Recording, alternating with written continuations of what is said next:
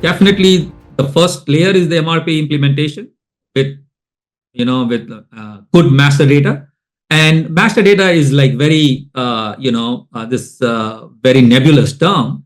So what we need to make sure is that master data, we have to think about like those two things which I mentioned.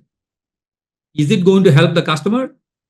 The whatever I am putting into the master data, and how it is going to help. And the second thing is, think about complete lights out automation, right? Then you will collect all the right information in the master data, because right now, much of the master data, even with the SAP systems, are in, maybe in Excel spreadsheets or in sticky notes stuck to the cubicle walls. And all these things you would have seen. And if you see these things and people using it, that means their master data is not up to date.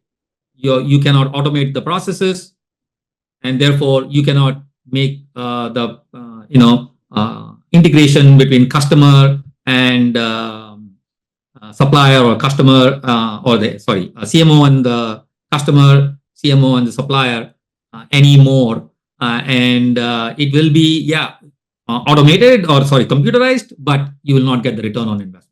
So it is very much the right thing to do is to get your SAP system upgraded with good master data, and then the next step will be to do the integration.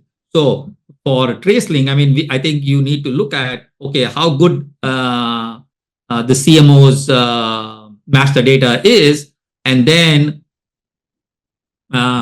we can then say, okay, there's a good chance that they will be able to get the return on investment on integration.